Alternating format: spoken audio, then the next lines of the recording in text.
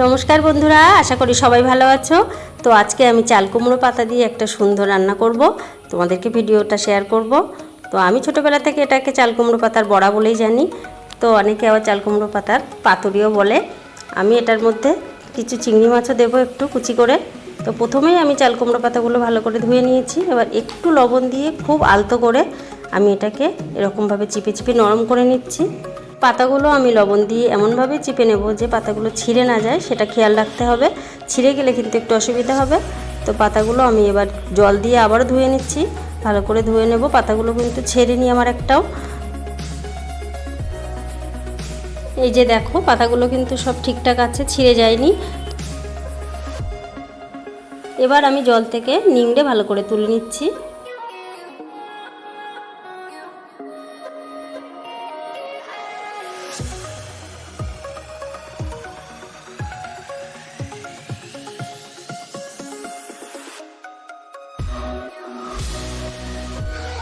এবার আমি একটা মশলা তৈরি করে নেব। তো প্রথমে আমি সাদা সর্ষে দিলাম কিছুটা, তোমরা চাইলে কালো সর্ষে দিয়েও করতে পারো। কয়েকটা কাঁচা লঙ্কা দিচ্ছি, কয়েকটা গোলমরিচ দেবো আমি। এবার আমি এটাকে একসঙ্গে পেস্ট করে নেব খুব সুন্দর করে। খুব বেশি জল দেব না, দেখো বেশ শুকনো শুকনো করে পেস্টটাকে তৈরি করে নিয়েছি।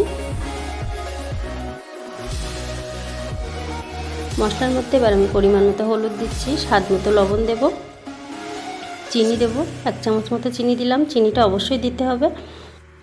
এবার আমি কয়েকটা চিংড়ি মাছ ছোটো ছোটো টুকরো করে রেখেছিলাম সেটা দিয়ে দিয়েছি। আর এবার সর্ষের তেল দিলাম বেশ একটু পরিমাণ মতো।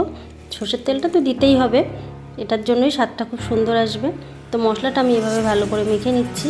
খুব ভালো করে মেশানো হয়ে গেলে এবার আমি পাতাগুলো রেডি করে নিচ্ছি। তোমরা দেখো আমি কিভাবে বানাচ্ছি বড়াটা করার জন্য। পাতাগুলো এভাবে সুন্দর করে পাতিয়ে নিলাম। 2টো পাতা দিয়েছি, তোমরা চাইলে আরও একটা পাতা বেশি দিতে পারো। এভাবে এর ভিতরে মশলা পরিমাণ মতো দেবো, খুব বেশি দেবো না। পাতাটা ভাজ করব বাইরে থেকে যাতে বেরিয়ে না যায়, সেরকম আন্দাজ করে দিতে হবে। পাতাটা আমি লবণ দিয়ে আলতো করে মেখে নিয়েছিলাম, সেই জন্য খুব নরম হয়ে গেছে, আমার ভাজ করতে কোনো অসুবিধাই হচ্ছে না। এভাবে আমি সবকটা পাতায় তৈরি করে নিচ্ছি। তো দেখো বন্ধুরা, পাতাগুলো আমার রেডি হয়ে গেছে। এখানে আমি বেশি বানাইনি, 5টা বানিয়েছি।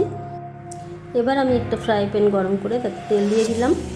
তেলটা গরম হয়ে গেলে পাতাগুলো আমি একটা একটা করে ছেড়ে দেব। এইভাবে সবকটা পাতা আমি একবারে দিয়ে দিলাম।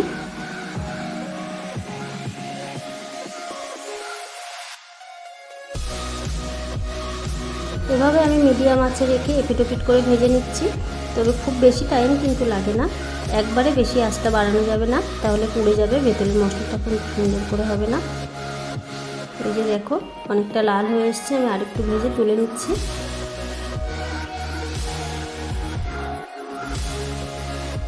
চাল কুমড়ো পাতার পাতুরি বা চাল কুমড়ো পাতার বড়া যেভাবেই বলো, রান্না করে এভাবে গরম ভাতে খেতে কিন্তু খুব ভালো লাগে। তোমরা যারা এখনও খাওনি তারা অবশ্যই বাড়িতে ট্রাই করে দেখো। আমার রেসিপিটা ভালো লাগলে ভিডিওটা দেখে অবশ্যই সাবস্ক্রাইব করে দিও।